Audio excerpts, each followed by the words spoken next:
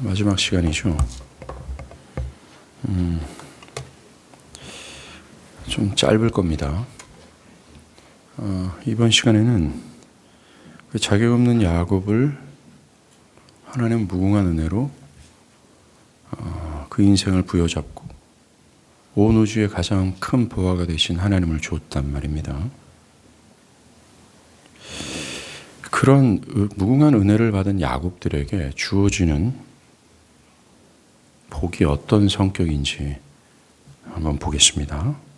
첫 번째로 그 하나님의 은혜를 입은 야곱들은 이 그리스도로 말미암아 영구적이면서 합법적인 천국의 땅 한 조각을 얻을 수 있게 되었다라는 거예요. 16절에 야곱과 그의 집안은 베델을 떠나서 에브라스로 향해 갑니다. 왜냐하면 37절이 얘기해 줘요.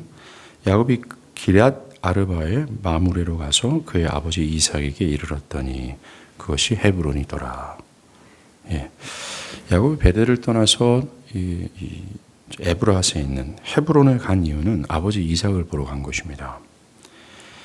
헤브론은요, 아브라함이 애굽에서 들어왔을 때 처음 갔던 곳, 바로 그곳입니다.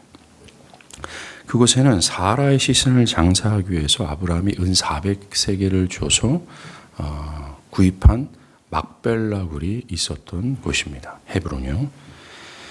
아브라함이 그 땅을 구입한 것은 합법적인 절차에 따라 충분한 값을 지불했기에 그 당시 치고는 매우 지나친 값을 사실 지불한 겁니다. 그가 합법적이고 또한 또 지나친 값을 지불했기 때문에 이 헤브론에 있는 이 막벨라 굴은 아브라함과 그의 후손들에게는 합법적이면서도 영구적인 땅이다라고 할 수 있는 곳입니다. 사실 그 당시 이 가나안 땅에 이방인으로 거류하는 이 아브라함이요, 가나안에서 합법적으로 땅을 구입하는 것은 거의 불가능한 상황이었습니다. 그 당시 전통에 의하면 땅은 직계 어떤 가족이 아니면 매매가 불가능했기 때문에 그래요. 그러나 길이 하나 있습니다. 동네 유지들이 적극적으로 중재 역할을 하고 그 땅의 주인이 사려는 사람들의 이야기를 듣고서 합당한 이유가 있다. 그러면 그 땅을 그에게 줄 수 있었다는 것입니다. 이런 전통을 알고 있었던 아브라함은 그 동네 유지를 찾아가서 부탁하고 유지들은 적극적으로 중재 역할을 해요. 왜냐하면 아브라함은 그러니까 아브라함의 아내 사라가 그때 죽었거든요. 장사 지낼 땅 한 조각이 없었던 것입니다. 그런데 그 동네 유지들은 이 아브라함의 선함을 보고서 우리가 중재 역할을 할게. 우리 막벨라 주인한테 찾아갑니다. 그리고 막벨라 주인한테 이 사라를 장사 지낼 이 막벨라 구 하나를 넘겨라. 그 땅 주인이 합당한 이유의 어떤 설득을 당하고 해줍니다. 합법적인 절차를 밟은 것이요. 그런데 아브라함은요, 그것을 그냥 받지 않습니다. 400세겔을 줘서 받아요. 근데 그 당시 400세겔은 굉장히 큰 돈입니다. 예를 들어서 시세 값이 1억인데 100억을 준 거나 마찬가지예요. 굉장히 지나친 값을 지불한 겁니다. 아브라함이 지나칠 정도의 값을 지불한 이유는 이게 있습니다. 그 당시 관례를 보면 부동산을 남에게 무료로 줄 경우에는 그 땅을 소유했던 자의 어떤 후손들이 나중에 그 땅 돌려줘라고 하면 할 말이 없었기 때문에 그래요. 그래서 영구적으로 땅을 소유하기 위해서는 땅값을 지불해야 했다는 것입니다. 이렇게 헤브론에 있는 막벨라 굴은 아브라함이 가나안에서 유일하게 이거 내 땅이야, 영구적이고 합법적으로 주장할 수 있는 유일한 땅 한 조각이었다는 겁니다. 여러분들, 하나님께서 아브라함을 가나안으로 부르실 때 뭐라고 약속했어요? 가나안 땅 전부 다 너한테 줄게라고 약속을 하셨거든요. 그 약속의 그림자, 약속의 어떤 씨앗이 바로 이 막벨라 굴입니다. 그러하게 그 땅은 장자의 상속권을 가지고 있는 야곱에게도 뭡니까? 합법적이면서도 영구적인 땅이에요. 이 땅의 권리를 야곱이 가질 수 있었다는 것입니다. 야곱이 자신이 살아갈 정착지로 이 헤브론을 택한 이유가 바로 이거예요. 이게 내 땅이기 때문에 그렇죠. 37장 1절에 보면 야곱이 그의 아버지가 거류했던 땅에 거주하였다라고 기록을 합니다. 하란에서 세겜까지 약 20년 동안 야곱은요, 어디 한 군데 발붙일 곳이 없었습니다. 어디를 가나 마음 편한 곳이 없었다라는 거예요. 자기의 권리를 주장할 수 있는 곳이 없었어요. 이거 내 거예요 라고 할 만한 곳이 한 군데도 없었다라는 것입니다. 항상 나그네 취급을 받았고 어떤 불의한 취급을 받았고요. 도망자였고 아까도 말씀드린 것처럼 합법적인 권리를 가지고 이거 내 땅이야 할 만한 그런 권리가 하나도 없었다라는 거죠.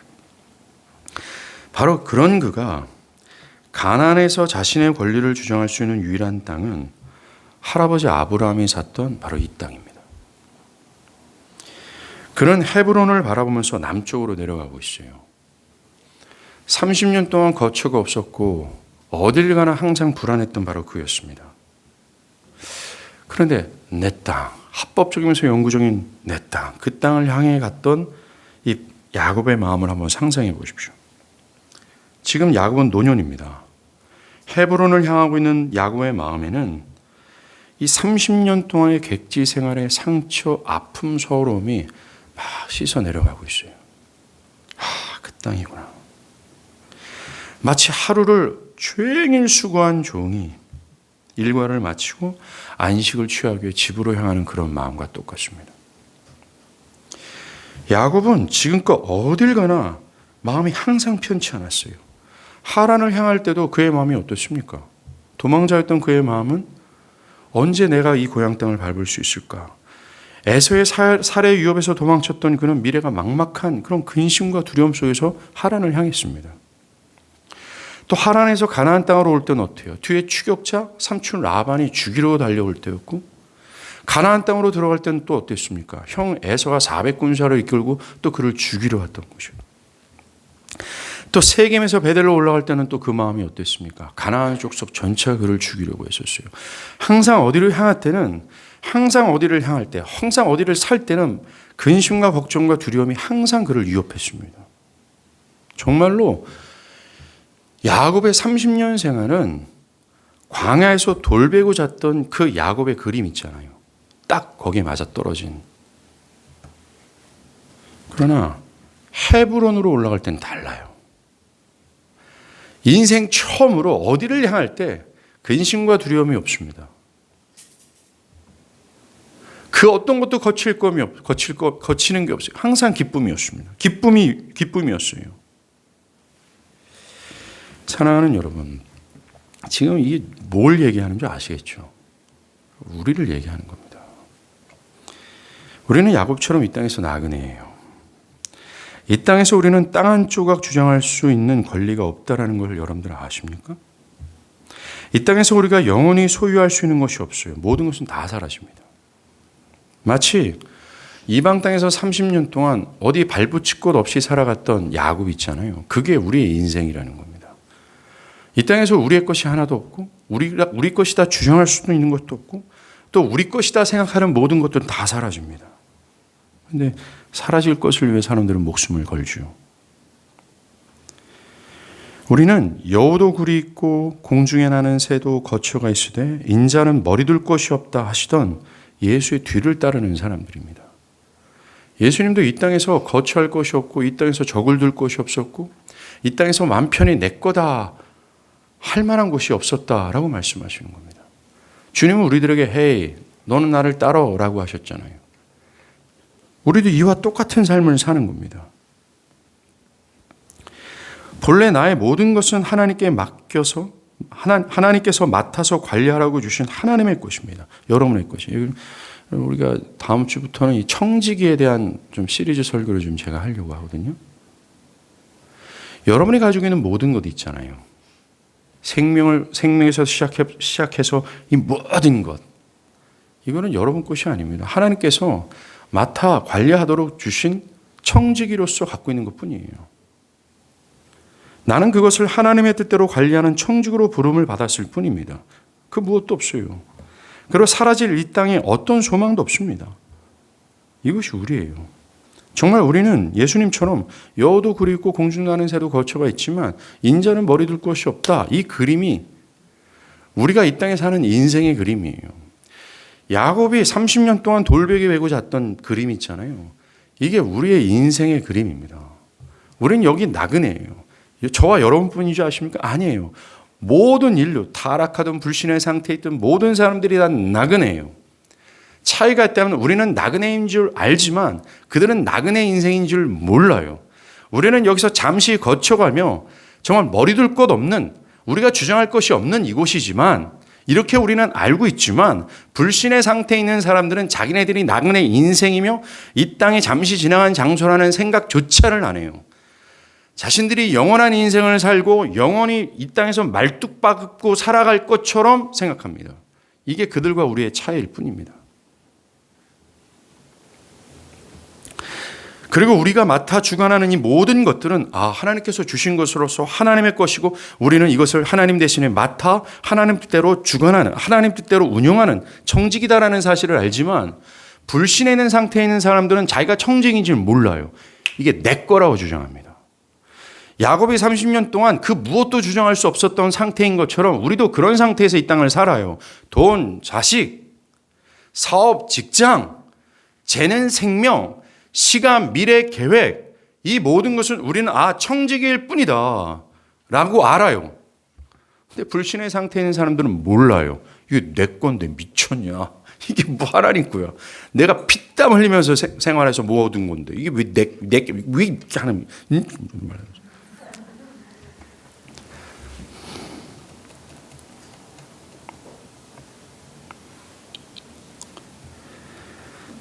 사실 우리는 이 땅에서 야곱과 똑같아요. 어디 마음 편히 마음 붙여서 거쳐 앓고 생활할 수 있는 곳이 없습니다. 이게 우리의 인생 아닙니까?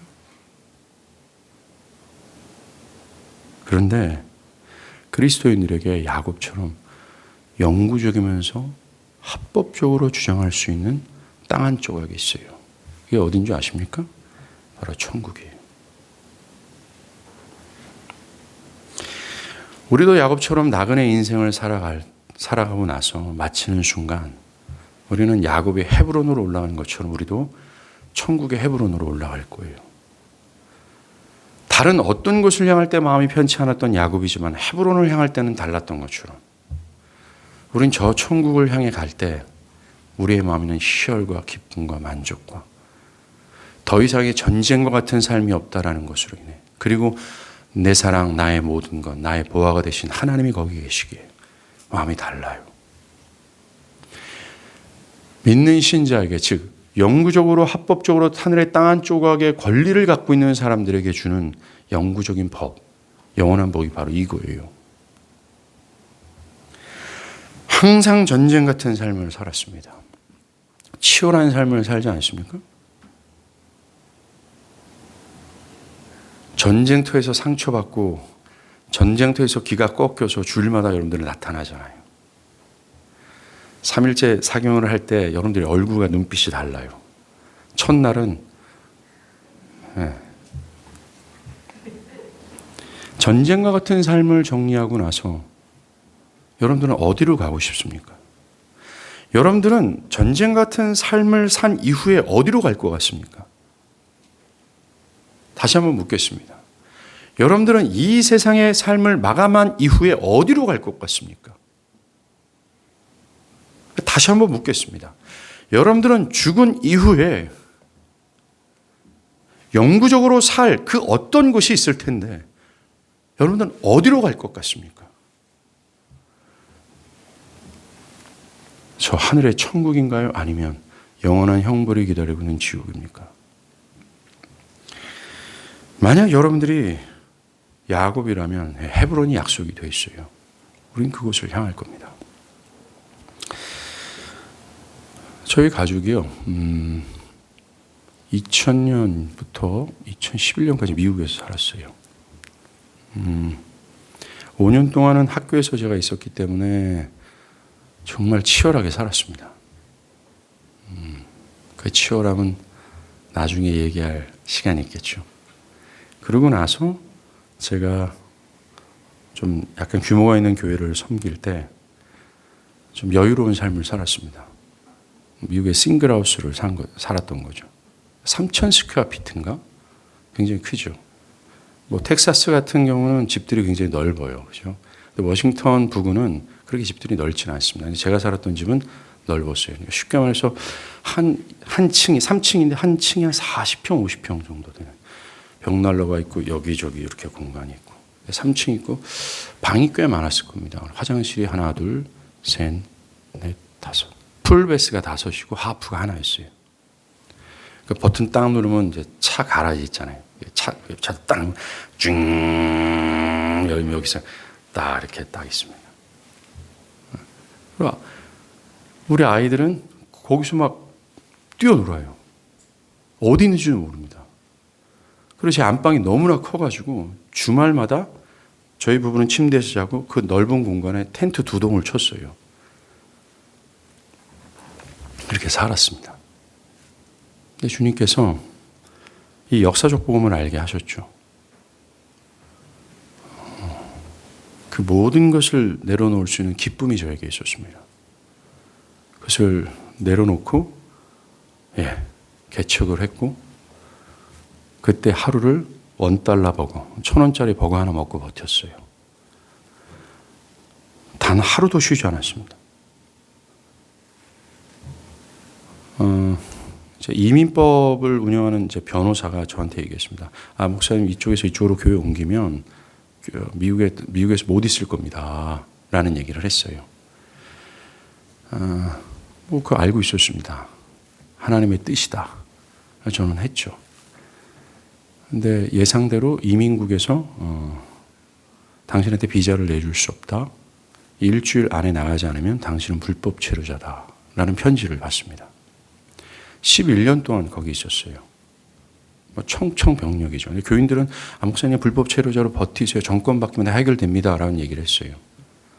근데 제가 그걸 못한 이유가 그 편지를 받기 전 몇 달 전에 불법 체류에 대해서 설교한 적이 있거든요. 굳이 우리가 이러면서. 근데 내가 그걸 했기 때문에 저도 양심이 있잖아요. 난 가야 됩니다. 굉장히 많이 울었던 것 같아요. 제가 떠나기 전에 우리 교회는 너무 이뻤어요. 단독 건물이 있었고 주차장이 한 50대 정도. 아름드리 나무가 있었습니다. 그리고 교회 그 문을 예배당 문을 열고 또 한 문을 탁 열면 바로 앞에 골프장이 있었거든요. 거기가 클린턴 대통령이 치던 골프장이었어요. 잔디밭 장난 아닙니다. 새벽 예배 딱 가면 딱 나오면 그 너무나 청명한 그 아름드리 나무에다 깨끗한 잔디와 호수가 있고요. 사슴 식구들이 항상 와 있어요. 사슴 식구들이. 엄마, 아빠, 동생, 오빠 다 이렇게 있어요. 하이, 굿모닝.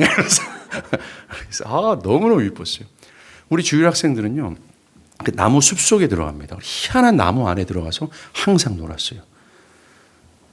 So beautiful, so peaceful. 너무 좋았어요. 근데 청청병력이죠. 그래서 가방 싸라. 이민 가방 6개 들고 한국으로 오는데 엄청 울었습니다. 그런데 제가 붙들었던 게 바로 이 야곱이었어요. 우리 아내도 뒤로 남아지죠. 우리 아이들 사춘기에다가 장난 아니었습니다. 그런데 저는 끝까지 내면에서 외치는 거예요. 야곱을 인도하신 하나님 살아있다. 살아있다. 살아있다. 살아있다. 비행기에서 몸 싣고 한국으로 탁 떨어지는데 얼마나 마음이 복잡 미묘한지 몰라요. 거처할 곳도 없었습니다. 여기 저기. 첫날 저희 형님 댁에서 방 한 칸에서 우리가 자는데 강현이가 막 울어요. 집에 가자고. 너무 좁은 거죠. 진짜 집이 운동장이었는데 집이 너무 좁은 겁니다. 막 울지. 조용히 해라. 협박하고 1년 동안 그렇게 살았습니다. 그리고 저희 교회를 개척을 했죠. 개척을 할 때도 한 푼도 없었어요. 그냥 수제비 가게에서 예배드리다가 영어 학원 빌려서 예배드리다가 거기서 나가라 그래서 저기 월계역에 있는 생명의 소리 전화 사회복지관에 교실 하나 빌려서 예배드리다가 에어컨도 없고 히터도 없고 그 당시에는 마이크도 없고 피아노도 없어요. 얼마나 더운지 모릅니다. 더워가지고 창문은 열죠. 차 소리는 엄청 들리죠. 에어컨이 없으니까 온몸이 땀이죠. 저 뒤에 있는 사람 알아듣지도 못해요. 그렇게 해서 갔습니다. 그때도 믿었던 건 주님께서 살아계시고 성경 하나면 충분하다는 믿음이었어요. 그러다가 저기 방학동에 있는 반지하, 완전 지하죠. 반지하 아니라. 예배당 한 방 건물을 우리가 월세로 들어간 거예요. 그 다음에 저희 식구가 사실 거처할 집이 없었습니다. 거처할 집이 없어서 좀 힘들었어요.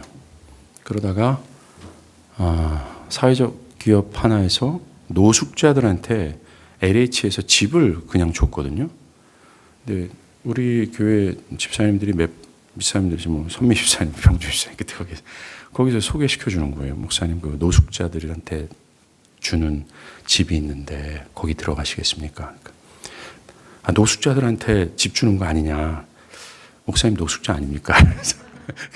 집이 없었으니까. 근데 이제 그 얘기를 듣고 집을 찾아다녀봤어요. 근데 다 완전 반지하예요. 그래서 제가 듣기로는 노숙자들도 안 들어갔대요. 그 집을. 그런 집들을. 하수가 역류하기도 하고요. 딱 들어갔는데 곰팡이가 장난 아니고 일단 변기가 있었는데 변기가 없고 문짝이 없고 그런 집들입니다. 그러니까 LH에서 완전히 포기한 집들이에요.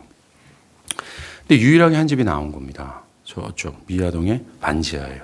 반지하인데 딱 들어갔는데 완전히 천정이 무너졌습니다. 그래서 막 흙더미와 모래더미가 있어요. 그게 제일 괜찮았습니다. 여기다.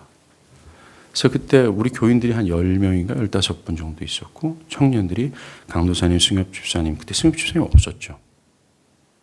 없었죠. 승엽 집사님 그때 없었을 겁니다. 제 이사할 때. 그죠?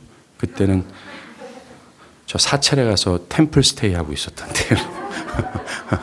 사찰에서 템플 스테이 하고 있고 지옥을 두려워하지 않았고 막 이런. 그의 범죄 사실을 제가 폭로하면 야 저런 인간도 집사가 되는구나 하는 생각할 수 있습니다. 그때 선미 집사님, 병준 집사님, 강도사님 그때 있었나요? 네, 미복자매. 그래 이게 우리 집이다. 그래서 다 뜯어내고 계속 걸레질 하루 종일 걸레질했어요. 한 2평 정도 되는 공간입니다. 거기 들어갔어요. 거기서 이제 저희가 한 5, 6년 있었나? 6, 7년 있었나? 예. 그냥 여기서 속삭이면 저기까지 다 들립니다. 우리 아이들. 화장실에 한 칸 있고. 그리고 사람들 지나다니는 발이 다 보여요. 도둑놈도 가끔씩 우리 집에 오기도 하고 막 이랬어요. 그렇게 살다가 사실 쉽지 않았습니다. 이게 우리 아이들도 그렇고. 근데 제가 이 설교를 준비하면서 야곱이 헤브론을 향해 갈 때 그 마음이 어땠는가 할 때 그때 그 시절이 생각이 나는 거예요. 바로 그때 그렇게 반지하에서 있을 때 저희 교회에서 땅속에 있었단 말입니다. 저희가. 근데 이 동네에서 제일 높은 집으로 이사를 간 거예요. 전셋집으로. 우리가 지금 사는 거. 그때 우리 아이들이 얼마나 기뻤는지 모릅니다. 정은이가 아빠 잘 봐. 자기 방에서 화장실까지 가는 걸음을 거는 거예요. 하나, 둘, 셋, 넷, 다. 오 마이 갓, 오 마이 갓, 오 마이 갓, 오 마이 갓, 오 마이 갓, 오 마이 갓. 아빠 15걸음이나 돼. 옛날에는 2걸음이면 화장실이었거든. 다 이제 아빠, 엄마, 화장실에서 아빠 방으로 자 하나, 둘, 셋, 오 마이 갓, 오 마이 갓, 오 마이 갓, 더 멀어. 예. 우리가 사는 이 땅은요 정말 반지하와 같아요. 근데 헤브론은 다릅니다. 그 헤브론을 향할 때 영적인 헤브론을 향할 때 우리의 마음이 다르다라는 거예요. 그 자유함이 있죠. 그런데 우리가 여기서 생각할 건 우리가 어떻게 저 영원한 땅의 권리를 얻었는가 이거예요. 땅 한 조각은 천국의 땅 한 조각은 지금 야곱이 헤브론을 가질 수 있었던 것은 아브라함이 지나친 값을 지불한 것 때문이잖아요. 우리가 저 영적 헤브론을 가질 수 있었던 것은 뭡니까? 예수 그리스도가 십자가에서 죽음이라는 지나친 값을 지불했기 때문에 그래요. 아브라함이 그 당시 시세보다 훨씬 비싼 값을 지불했기에 이 막벨라 굴은 합법적이면서 영구적으로 아브라함이 소유가 된 것처럼 우리에게 저 천국의 땅 한 조각은 그 저 천국의 땅 한 조각이 영구적이고 합법적으로 우리의 것이 될 수 있었던 이유는 충분한 대가를 지불했기 때문입니다. 그 충분한 대가는 우리의 행위가 아니에요. 우리의 종교적인 열심이 아니라는 겁니다. 우리는 대가를 지불하기 위해서 어떤 값을 지불한 적도 없어요. 정말 야곱이 그 헤브론을 얻기 위해서 지불한 뭐가 있습니까? 선한 짓이나 도덕적인 행위나 종교적인 열심이나 하나님 없어요. 아무것도 없습니다. 그럼 뭐예요? 우리를 위해서 십자가에서 예수가 자신의 핏값이라는 엄청난 값을 지불한 겁니다. 그것으로 우리는 영구적이면서 합법적으로 저 땅 한 조각을 주장할 수 있게 되는 거예요. 영원히요. 여러분들 에베소서 2장 12절과 13절에 바울은 얘기합니다. 그때는 뭐냐면 우리가 예수 밖에 있을 때 합법적인 땅을 얻기 전입니다. 너희는 그리스도 밖에 있었고 이스라엘 나라 밖의 사람이라 약속의 언약들에 대해서는 외인이요 세상에서 소망이 없고 하나님도 없는 자였다라고 합니다. 우리도 아브라함처럼 그 땅을 차지하기에 핸디캡이 있었다라는 겁니다. 뭐예요? 외인이에요. 언약 밖에 있었어요. 한마디로 그 땅을 얻을 수 없는 자격 없는 죄인이었다라는 겁니다. 그 땅을 얻으려면 우리가 가지고 있는 죄를 사함 받아야 되고, 두 번째는 하나님께서 요구하시는 완벽한 의가 있어야 되는데, 우리는 우리의 죄를 사할 어떤 것도 못하고 하나님이 요구하시는 완벽한 의, 이 righteousness도 가질 수가 없어요. 우리는 완전한 핸디캡이 있었다라는 겁니다. 불가능했다라는 거예요. 그런데 그때 예수께서 우리의 중재자가 되신 겁니다. 우리를 대신해서 우리가 지불해야 될 모든 것을 다 지불했다라는 거예요. 뭡니까? 아까 저 천국의 땅 한 조각을 얻기 위해서는 두 가지가 필요했다고 그랬잖아요. 하나는 우리의 죄를 해결받아야 돼요. 여러분들 죄를 지으면 거기에 상하는 대가를 지불해야 됩니다. 여러분들이 교통법규를 어기면 거기 벌칙금이 얼마예요? 예? 제가 그전에는 경찰을 싫어했습니다. 근데 어쩔 수 없이 경찰을 긍휼히 여길 수밖에 없어요. 잘못하면 비리를 얘기할 뻔했다. 여러분들, 우리가 죄를 지면 합당한 보응의 값을 지불해야 되는 거예요. 벌칙금을 내야 되는 거 마찬가지입니다. 우리도 하나님의 법을 어긴 자입니다. 하나님의 법을 어긴 자로서 그 하나님의 법을 어긴 죄인을 향한 합법적인 보응을 요구해요. 형벌을 요구한다라는 그 형벌이 뭔지 아십니까? 죽음이었어요. 정령 죽을 거라는 것. 근데 중요한 거는 우리가 죽음의 값을 지불한다는 것은 영원한 지옥, 그거 하나밖에 없습니다. 우리의 구원은 불가능한 거죠. 우리 스스로가 우리의 죄값을 지불한다는 것은 불가능한 겁니다. 이게 첫 번째 핸디캡이에요. 그런데 아들 예수가 우리의 중재자가 된 거예요. 뭡니까? 우리가 지불해야 될 죄값, 죽음이며 하나님의 형벌이며 진노며 이 엄청난 저주스럽고 참혹스러운 죽음을 우리를 대신해서 그가 지불했다는 겁니다. 어디서? 십자가에서 말입니다. 십자가에서 예수가 다 두들겨 맞고 채찍질로 다 찢기고 무거운 십자가를 양손 양발에 정말 못 박히고 사람들이 오고 가는 길거리에 십자가 우뚝 세워서 사람들의 욕설과 조롱을 받게 한 모든 것 있잖아요. 그게 원래는 내가 받아야 될 형벌이었어요. 내가 받아야 될 죄 값이었다는 겁니다. 근데 예수께서 중재자가 되셔서 우리 대신 그걸 다 하셨어요. 우리의 죄값을 요구하시는 모든 형벌을 그가 다 대신 다 지불했다는 겁니다. 그래서 그가 대신 다 지불했기 때문에 엄청난 값 아닙니까 이게? 예수가 친히 그것을 했다는 것이 엄청난 값 아닙니까? 그거가 다 지불했기 때문에 우린 지불할 무엇이 없다라는 거예요. 다 싹싹싹 그가 다 했다라는 겁니다. 그래서 이것이 해결이 됐어요. 그리고 두 번째, 저 천국의 땅 한 조각의 권리를 갖기 위해서는 뭐예요? 하나님이 요구하시는 의의가 필요해요. righteousness가.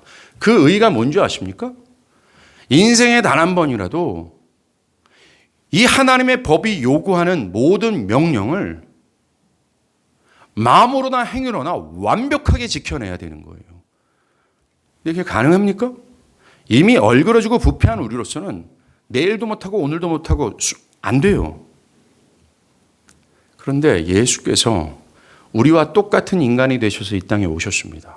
그리고 그는 마음으로나 행위로나 우리에게 요구했던 모든 율법의 요구를 완벽하게 순종해 내셨어요. 심지어 죽으라는 것까지, 죽기까지 복종했다라는 겁니다. 그에게는 하나님이 요구하시는 반짝거리는 저 천국의 권리를 주장할 수 있는 의의가 있어요. 그 값이 있다라는 겁니다. 자, 이제 예수가 십자가에서 값을 대신 지불했어요. 예수가 우리 대신 율법의 모든 요구를 충족시키는 의의를 가지고 있어요. 자, 어떡합니까? 우리는 믿음으로 이걸 쟁취하는 겁니다. 믿음으로 이걸 갖는 거예요. 믿음으로 이것을 갖는 거죠. 믿음으로 가질 때 하나님은 우리는 한 게 하나도 없는데 영채야 너 십자가에서 죄값을 지불했구나. 영채야 나 안 했거든요. 너 율법의 요구를 완벽하게 지켜냈구나. 라고 하나님은 그렇게 여겨주시는 겁니다. 내가 한 게 하나도 없는데 나는 도리어 야곱이었는데 나는 도리어 야곱 같았는데 예 맞아요. 그리스도 안에 있는 자들이 영구적이면서 합법적으로 저 천국의 땅의 권리를 주장할 수 있는 이유는 우리가 뭔가 지불한 것이 아니라 예수께서 지불한 것을 믿음으로 가졌기 때문에 그렇습니다. 이게 기독교예요. 기독교는 여러분들한테 뭘 하라는 요구하지 않습니다. 믿으라는 요구 하나밖에 안 해요. 에베소 12장 13절 말씀을 들어보십시오. 이제는 전에 멀리 있던 너희가 그리스도 예수 안에서 그리스도의 피로 가까워졌다. 그러므로 이제부터는 너희는 외인도 아니고 나그네도 아니고 오직 성도들과 동일한 시민이고 하나님의 권속이라. 그리스도 때문에 들어갈 수 있었다라는 얘기입니다. 여러분들 요한계시록 5장에 보면 그리스도 예수 안에 있는 자들이 흰옷을 입고 영구적으로 하나님을 예배하는 그 장면이 딱 나와요. 이게 우리의 증거입니다. 그리스도 안에 있는 자들에게 저 천국은 그들의 것이구나. 기필코 그 약속은 성취됐구나. 그 계약은 꼭 이루어질 수밖에 없구나. 이 그림이 이것을 증거해 준다는 겁니다. 근데 그게 모두가 다 예수 때문이에요. 이것이 우리에게 유일하지만 이 땅에서 그 어떤 것도 비교할 수 없는 것이 우리에게 약속된 이유입니다. 예수 때문에. 우리가 세상에 미련을 둘 필요가 없는 것이 바로 이 근거예요. 야곱이 헤브론에 이렇게 30년 동안 거지같이 살았단 말입니다. 불안과 두려움 속에 살았어요. 헤브론을 향할 때 우리도 마찬가지입니다. 우리 예수 때문에 이 땅에서 야곱의 30년을 우리가 살지만 저 천국을 향할 때는 달라요. 노래가 있잖아요. 저 멀리 외는 나의 시온성. 지금 이 전도자의 고백을 한번 들어보세요. 비바람 맞고 폭풍우 맞으면서 하나님의 복음을 전하다가 정말 이 세상의 흐름을 역류해야 겨우 하나님의 말씀에 순종할 수 있기에 이 세상의 유혹과 공격과 환난과 핍박을 무릅쓰면서까지 주님을 따라가면서 온몸이 찢기고 지치고 마음이 상한 이 전도자의 고백을 들어보십시오. 고개를 바짝 들고서 저 멀리 배는 나의 시온성 오 거룩한 걸 아버지 집 눈물 쭉 흘리면서 뭔가 힘이 확 올라오는 거죠. 제가 우리 형제들한테 얘기했는데 KBS에서 방영한 카불의 기적이라는 방영을 제가 들었습니다. 봤어요. 아프간 사태가 벌어지면서 카불이 점령당했잖아요. 반군으로. 근데 그때 한국의 대사관이나 한국 병원에서 일했던 친한국인 사람들에게 이 대사관 직원들이 약속을 했어요. 너희들 꼭 데리러 올게 라는 겁니다. 사실 인터뷰 중에서 그 사람들이 400명가량 되는 사람들은 그 약속을 믿은 사람이 없습니다. 난리였거든요. 살생이 있고 폭탄이 있고 화염이 있고 이 전쟁터 가운데 전쟁통에 왜 그들이 다시 오겠어요? 근데 약속을 지킵니다. 공군 CCT라는 특수부대가 뜬 거예요. 우리나라 최고의 정예부대입니다. 그 CCT에 이 CCT가 하는 구호가 뭔지 아십니까? 우리는 적진에 가장 먼저 들어가고 가장 나중에 나온다. CCT는 공군이 아닙니다. 이거죠. 근데 그 KBS 이제 촬영하는 이제 카메라 기자와 함께 공군이 딱 뜨는 거죠. 근데 저는 뉴스에서 잠깐 들을 때는 그것이 위험한 작전인지 몰랐어요. 근데 굉장히 위험한 작전이었습니다. 항공기가 쭉 나갈 때 이미 카불 시내는 전쟁터예요. 그때 인터뷰가 나옵니다. CCT가 여긴 전쟁이구나. 생각보다 상황이 심각하구나. 더 문제는 카불 공항의 관제탑에 사람이 없는 거예요. 비행기가 뜨고 내리고 어디로 가는지 모르는 상황입니다. 근데 가요. 그리고 비행기가 내립니다. 그리고 CCT의 구호처럼 CCT가 적진에 가장 먼저 내려요. 막 무장 장난 아닙니다. 그 CCT를 지금 진희 형제랑 상상을 결합하지 마세요. 종이 다릅니다. 그런데 이제 약속했던 그들을 만나야 돼요. 그런데 그들이 공항 밖에 바리케이트 바로 건너편, 이 하수가 흘러가거든요. 그들은 한국의 직원들이 혹시나 이 약속을 지키지 않을까? 아니요.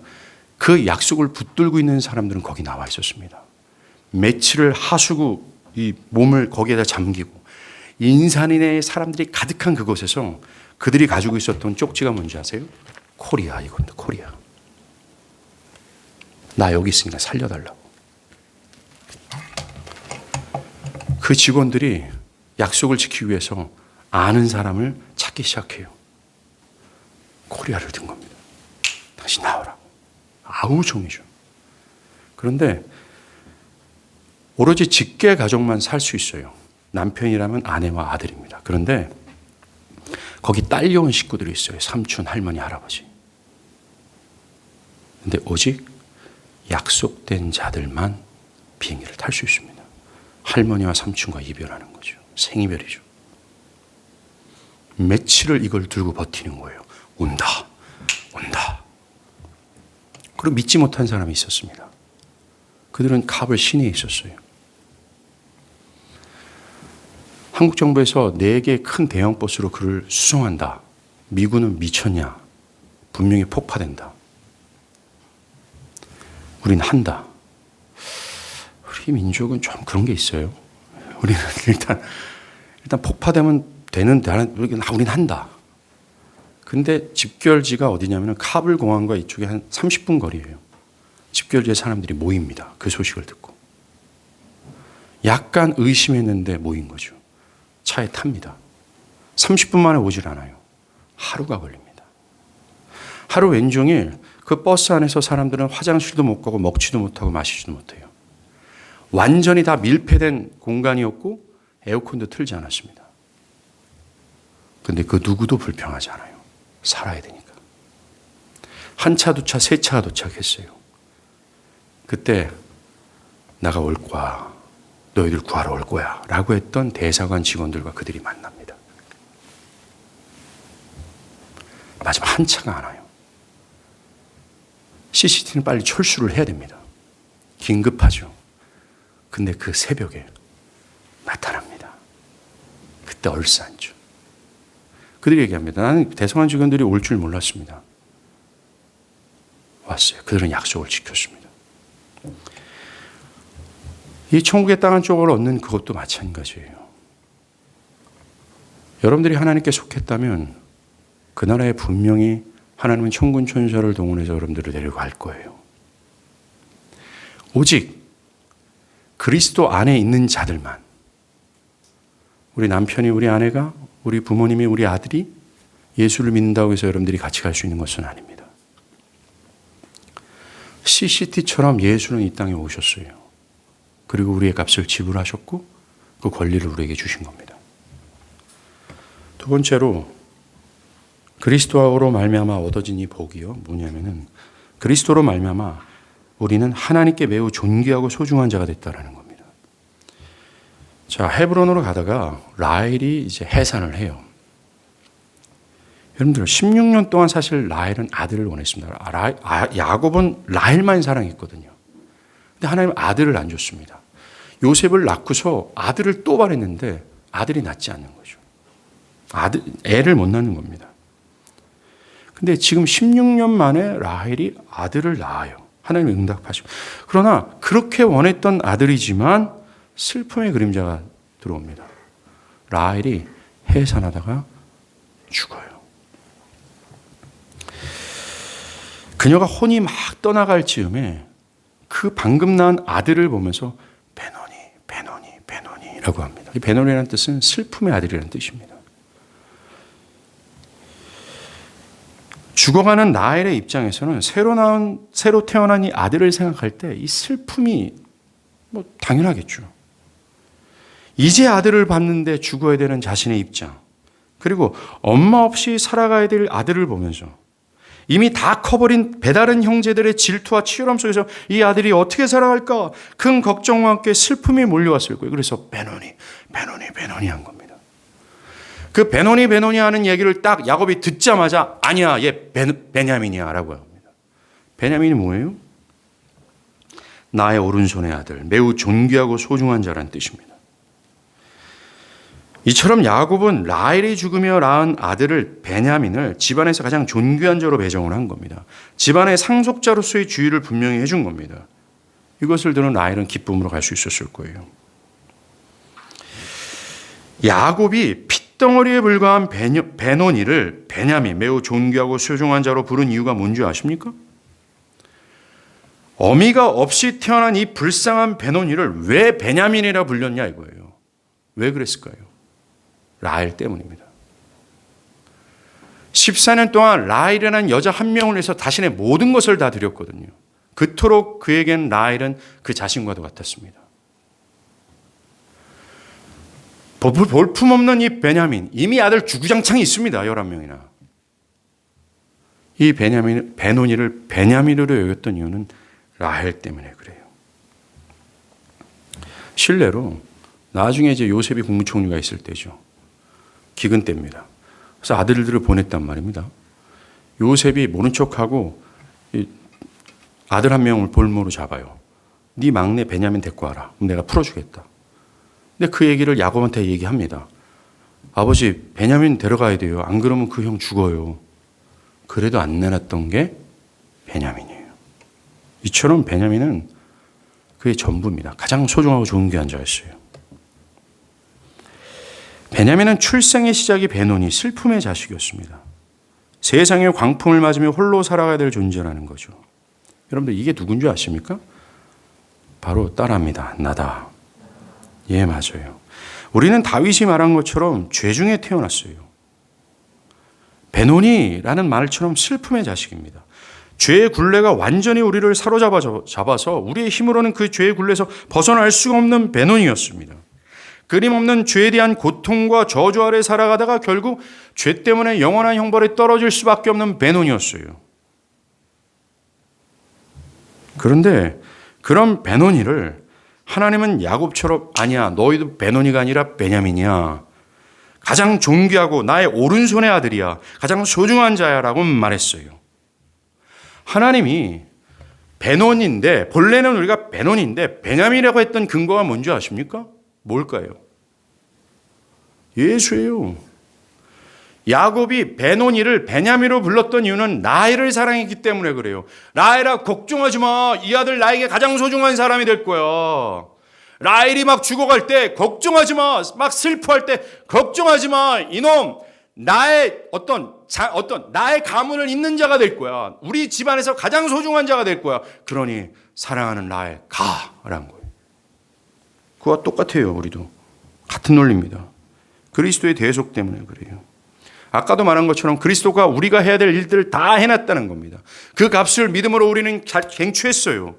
우리는 한 것 하나도 없는데, 우리는 진짜는 베논인데 그 믿음으로 말미암아 그리스도의 공로를 우리가 안았단 말입니다. 그래서 하나님은 나를 보시는 것이 아니라, 이 베노니를 보는 것이 아니라 우리한테 옮겨진 그의 아들 베냐민처럼 가장 소중하고 가장 기뻐하는 자 아들 예수처럼 우리를 봐주는 거예요. 우리는 믿음으로 베논인데 아니야, 베냐민이야 라는 복을 받게 되는 거예요. 사랑하는 여러분, 온 우주의 왕이시고 천군 천사의 대장이 되시고 모든 것이 능치 못할 전능하신 그 하나님의 가장 소중하고 가장 기쁨의 자녀가 된다면 어떡할까요? 저는 한때 이건희가 우리 할아버지였으면 진짜 좋겠다라는 때가 있었습니다. 미국에 유학 갈 때 비행기 타고 쭉 갈 때 제 손에 이제 신학교 유학하러 가는 겁니다. 저 시절 때는 그렇게 많이 없었습니다. 유학생 때. 그때 제가 무슨 책 읽었는지 아시죠? 비행기 안에서 인간 이건희라는 책이 있습니다. 그 책을 읽었어요. 이건희가 우리 회장님이면 미국 비자 쉽게 받을 것이고, 미국 안 가도 돼요. 일 안 해도 돼요. 이건희 회장이 직소 할아버지일 필요도 없습니다. 건너면 돼요. 근데 그 영광의 하나님께서 가장 나를 소중한 자, 영광의 자녀로 한다면 우리가 어떻게 될까요? 이루 말할 수가 없습니다. 우리는 그리스도 예수 때문에 영원한 천국을 얻을 수 있고 그리스도 예수 때문에 베논이었던 우리가 베냐민으로 여김을 받아요. 그리고 마지막으로 생각할 건 이 두 가지의 법이 일시적인 것이 아니라 따라합니다. 영구적인 은혜다. 영원히 취소되지 않은 은혜라는 것입니다. 우리가 그리스도를 통해 저 영원한 천국 베냐민이 되는 것 아니에요. 일시적이 아니라 영원한 것입니다. 왜요? 우리가 이것을 우리 때문에 얻었어요? 예수 때문에 얻었어요? 예수 때문에 얻은 겁니다. 우리의 공로로 얻어진 것이 아니라 예수 때문이라는 거예요. 하나님께서 우리를 베냐민으로 여기시는 이유는 예수 때문이에요. 우리에게 옮겨진 예수의 의 때문입니다. 그 예수의 의는 영원히 지워지지 않아요. 예수는 생생하게 하늘의 보좌 옆에 있습니다. 지금도 살아있고 영원토록 살아있는 하나님이에요. 그가 영원토록 살아계신 하나님이기 때문에 우리 안에 옮겨진 그의 의도 영원히 사라지지 않아요. 그렇기 때문에 우리를 베냐민으로 하시는 주님의 은혜는 영원히 지워지지 않아요. 그러하게 하나님은 영원토록 우리를 나의 소중한 아들이야, 가장 나한테는 존귀한 자야 라고 하시는 거예요. 우리는 고개를 들 수 있어요. 움츠러들 필요가 없다라는 겁니다. 두려워할 필요가 없다라는 거예요. 근심이 필요 없다라는 겁니다. 왜? 우리는 하나님이 영원토록 베냐민이라고 여겨주시기 때문에 그래요. 한 가지 예가 있습니다. 여러분들 우리가 오늘 보면 마지막에 보면 이 르우벤이 장남이거든요. 야곱의 첫 비라와 간통을 해요. 폐륜입니다. 용납할 수 없는 죄죠. 그런데 이 폐륜을 저지른 이 르우벤이 23절부터 한번 볼까요? 23절부터 여러분들 한번 읽어보시겠어요? 시작.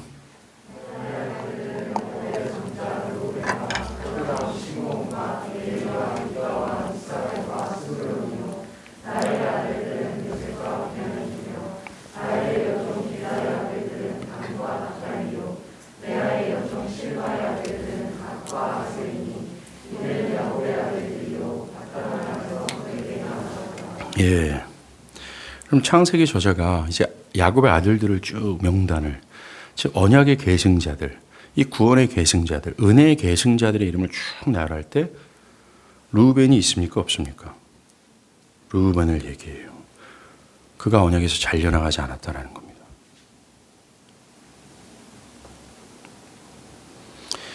불면하신 예수로 말미암아 하나님의 자녀가 된 그들, 베냐민이 된 그들은 절대로 지워지지 않아요.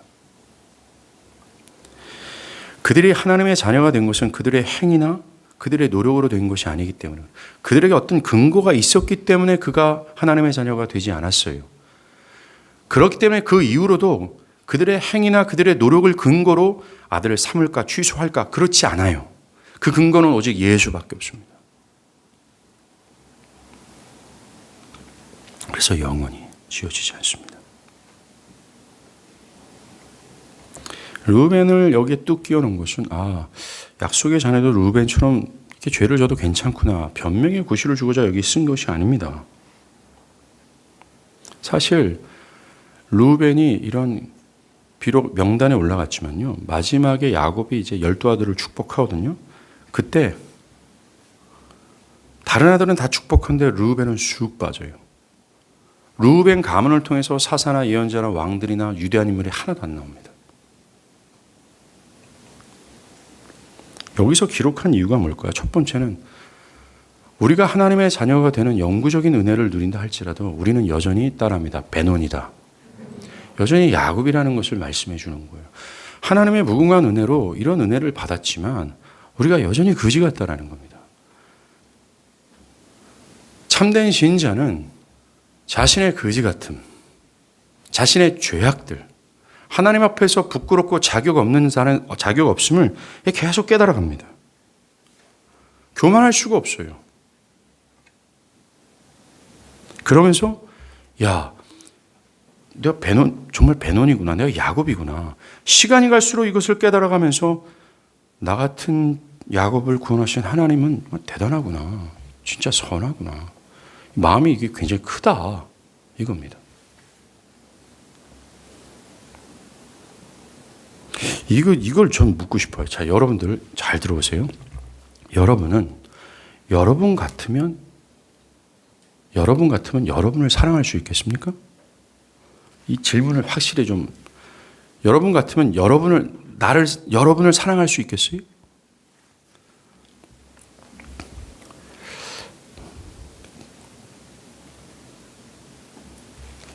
아니, 이제 그러면 여러분이 있고 다른 사람이 있습니다. 다른 사람을, 객관적인 어떤 사람이 여러분을 진짜 순수하게 사랑할 수 있을 만큼의 어떤 행동과 도덕성과 어떤 신실성이 여러분께 있나요?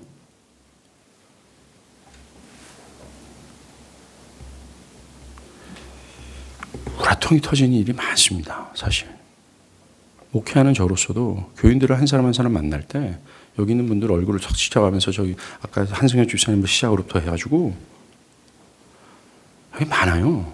우라통이 터지고 피가 거꾸로 젖고 죽을 것 같아서, 제가 요즘 갤럭시 4 워치를 차고 다니지 않습니까? 권사님도 모를 거예요. 갤럭시 4가 뭔지. 저는 압니다. 이게 굉장히 좋은 시계거든요.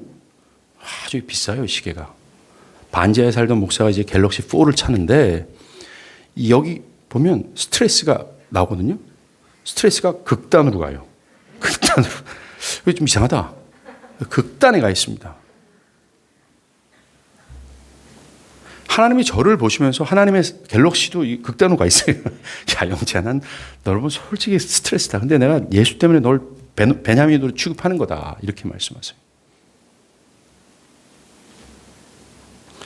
신자는 평생, 약속의 자녀로서 이렇게 간통죄를 범하는 것처럼 여전히 나는 야곱이고 베냐민이라는 사실을 깨닫고 자신의 실패하는 모습 때문에 오호라 나는 어찌할꼬라고 하는 사람입니다. 그러면서 동시에, 나도 봐도 나를 봤대 우라통이 터지는데 나 같은 자를 여전히 인내하시고 약속을 신실하게 지키시는 하나님은 진짜 선하다. 이걸 아는 겁니다. 그러면서 그 은혜의 영광을 찬미하는 거죠. 말씀을 정리할게요. 우리는 야곱을 봤습니다. 하나님은 야곱에게 이런 영구적인 은혜를 줬어요. 야곱으로부터 뭔가 나와서 이걸 얻은 것이 아닙니다. 전적으로 그리스도 예수 때문이며 그리스도 예수의 희생적인 십자가의 공로 때문에 그래요. 똑같습니다. 우리도. 그 공로입니다. 그 공로가 쏙 사라지면 여기에서 살아남을 인간은 하나도 없어요. 그 예수를 붙드십시오. 그 예수의 공로의 은혜의 찬미의 영광을 돌리길 바랍니다. 기도하시겠습니다.